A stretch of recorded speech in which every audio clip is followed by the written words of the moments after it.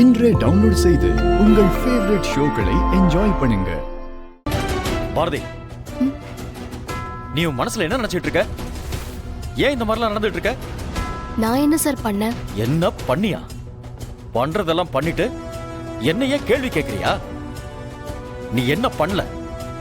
ஒரு காஃபி அது கூட உன்னால ஒழுங்கா கொண்டு போய் கொடுக்க முடியாதா? ஏதோ ஒரு யோசனையில காஃபி எடுத்துட்டு வந்து அதை என் பாட்டி மேலேயே கொட்டியிருக்க. அவங்க கோவப்படுவாங்க, நல்லா தெரியும். தெரிஞ்சிருந்தும் இப்படி பண்ணிருக்கேன்னா உனக்கு எவ்வளவு தைரியம் இருக்கணும்? சார், என்ன பேசிட்டு இருக்கீங்க? நான் வேணும்னு பண்ணல. நான் காஃபி எடுத்துட்டு வந்தப்போ மித்ரா என் காலை தட்டி விட்டதுனால தான் அப்படி ஆயிடுச்சு. பாரதி, வார்த்தை என்ன பேசுறோம், யார பேசுறோம்னு யோசிச்சு பேசு. காஃபிய வந்து ஒழுங்கா குடுக்க முடியாதா? ஏன் இப்படி பண்றேன்னு எங்க அண்ணன் கேட்டா, ஏதோ நான் தட்டி விட்டுதான் நீ காஃபியை கொட்டதா அப்படியே மாத்தி பேசுற. ஏன் இந்த மாதிரி அபாண்டமெல்லாம் பழி போடுற?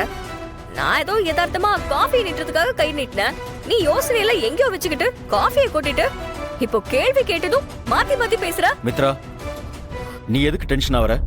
நான் பேசிக்கிறேன். பாரதி, இங்க பாரு, நீ பண்ண தப்புக்கு இந்த மாதிரி சாக்கு போக்கு சொல்லி தப்பிச்சிடலான்னு மட்டும் பார்க்காத.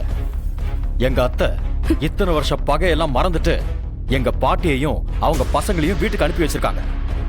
மித்ராவோட கல்யாணம் நல்லபடியா நடக்கணுங்கிறதுக்காக கண்டம் விட்டு கண்டம் தாண்டி வந்திருக்காங்க. என் கண்ணு முன்னாடியே அவங்கள அவமானப்படுத்துற மாதிரி ஒரு விஷயம் நடக்கிறப்போ அதெல்லாம் பார்த்துக்கிட்டு நான் சும்மா இருப்பேன் நினைச்சிட்டு இருக்கியா? எனக்கு என்னோட கௌரவமும் மரியாதையும் ரொம்ப முக்கியம். நீ சம்பந்தமே இல்லாம இந்த வீட்டுல உட்காந்துக்கிட்டு இந்த வீட்டுக்கே சொந்தக்காரி மாதிரி நடந்துக்கிறதையெல்லாம் எனக்கு பார்க்க சகிக்கல. ஆதி வருத்தப்படுவாருங்கிற ஒரே காரணத்துக்காக தான் உன்னை இந்த வீட்டுல இருக்கிறதுக்கே நாங்க அனுமதிச்சிருக்கோம்.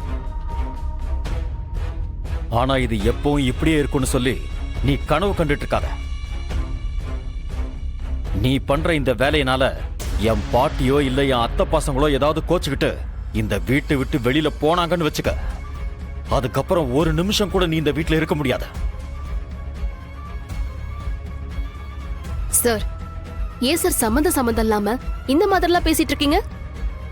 உங்க வீட்டுக்கு வந்திருக்கிறவங்கள அவமானப்படுத்தி அனுப்புற அளவுக்கு நான் ஒண்ணு அவ்வளவு கேவலமானவ கிடையாது. ஏன் இப்படி வாய்க்கு வந்தபடி பேசிட்டு இருக்கீங்க? நீ பண்ண தப்ப பத்தியும் இனிமே இந்த மாதிரி நடந்துக்காம பாத்துக்கோன்னு பேசினா உடனே மிரட்டுறோம் அது இதுன்னு பேசிட்டு இருக்க.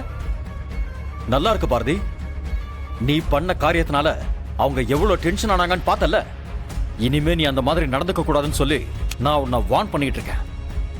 நீ கொஞ்சம் கூட பொறுப்பே இல்லாம நடந்துகிட்டனால தான் அத்தனை பேர் முன்னாடி அவங்க கிட்ட அடி வாங்கின.